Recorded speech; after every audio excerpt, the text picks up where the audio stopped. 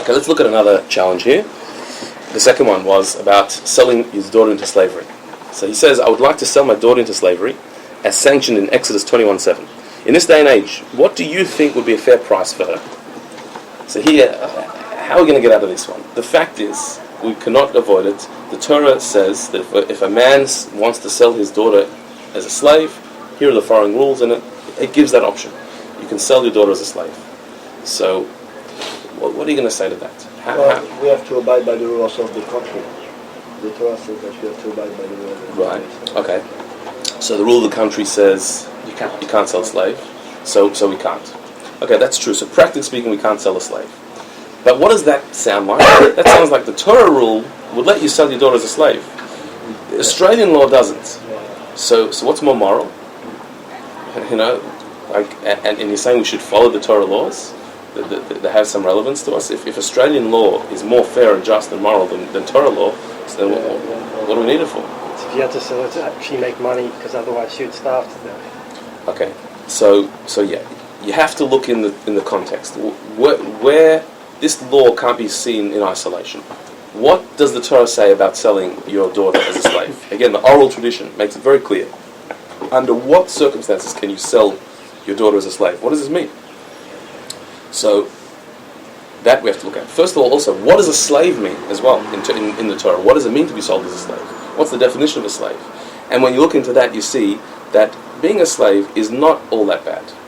It's not nearly as bad as it sounds from a Torah perspective. A Torah slave is not all that bad. Like a leading nanny. Right. So, first of all, when could somebody possibly sell their daughter as a slave? This is brought in the Rambam, based on what the Gemara says, is that in a case where somebody is absolute destitute, they are so poor that they don't have food to feed their family.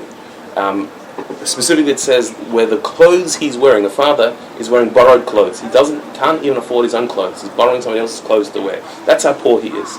And he's got a daughter who's now of age. She's a workable age. She could work. So, in such a case, he could sell her as a slave. Why? Because what does a slave mean in Jewish law? In Jewish law, a slave has to be treated like yourself. You have to feed the slave the same food that you eat. You have to give the slave the same lodgings as you have. If you only have one pillow, the slave has to get it, not you. They're treated as an absolute equal, as a part of the family. That's how a slave was treated in Jewish law. You could not ask the slave to do anything debasing or disgracing. They could work for you, but not to do anything that made them, be treated less than human being. They had to be absolutely treated like an equal and looked after completely. And the length of slavery was 6 years, and then they would go free. So, really, it's like a maid servant here. It's like a maid. It's no different to a live-in maid. And isn't it true most slaves actually extended their time voluntarily? That's true. Slaves had the option to extend their time because they didn't want to go free because they liked it. Yeah. And is that when they had to have a post to the wall with their ear? Yes. So we say being free is the ideal, but nevertheless, there were many slaves who wanted to stay. Now because they were treated so well. So if you put it into that context, then what does it mean, a father selling the daughter as a slave? What does it actually mean if you put it in the context of absolute poverty, selling her into another home? Not only got her a job, he actually got her a hope to have a better life. Yeah. Here she is suffering in the house. He can't feed her. She has no hopes for the future. Here he's putting her into a better home, into a home that can afford to buy slaves. So she's living on their standards of living, not his standard of living, but their standard of living. So she's got a better life now, and she's got a chance to make it. She's only a slave for 6 years, so the money he's getting is to get by, but just have food on the table. But she has a better life. She's looked after, so her future is even better. Not only that, the Torah actually says that very often the slave girl would end up marrying somebody from the family that she was sold to. And if they didn't want, then she had to go free. If they didn't want her to marry into the family, she had to go free. So the idea was to give her another chance. And sorry, is this explanation coming from the oral law of slavery and the rules around slavery? The written Torah already says that 6 years, and then she goes free. It already says there that you cannot debase a slave in the written Torah, and it also says that someone in the family, either the master or his son, should marry her, and if not, she goes free. Right. That's in the written Torah. Right. The oral Torah then puts much more restrictions on owning a slave, to the point where the Talmud says buying a slave is like buying a master. Because the obligations you have towards the slave are much more than the slave has to you. You have to look after them. You're subjugated to the slave. So it's a very different scenario. So again, when you look at it from the initial perspective, selling your daughter as a slave sounds completely immoral and bizarre. But putting it into the context of the time and the meaning of it actually made a lot of sense. And being a slave girl was not very different to working in a factory today. In fact, it was much better. You were in much better conditions. You were looked after completely. And so this was her ticket to a better life. And to say that it's somehow debasing to her, it's exactly. If you look at 100 years ago, having slave was also morally okay. Slavery was morally okay. That's true. But the slavery, so when we use the word slavery, It's not what we think of that slavery that was 100 years ago, which was debasing a human being.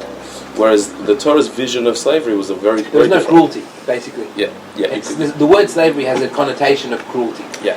whereas this doesn't. Right. Then why was it only the last resort? Like, why couldn't you do it? Because still, it's a good question, but still, to give up freedom, to not be a free person, even for 6 years, is still a big deal. It's still a last resort. It's still an extreme. But there were cases where a person would have to sell themselves.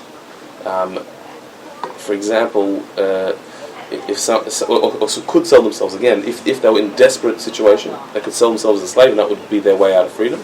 There was other cases where they'd be sold by the Beis Din. The court could sell somebody. If somebody stole money and couldn't pay it back, had no way of paying it back, so the way they'd pay it back is by being sold into slavery.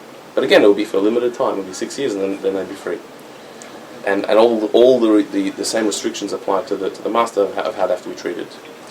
So again, here we see that if we had such a system today, imagine there was a system where kids from destitute families would be adopted by wealthier families and given a chance to step up.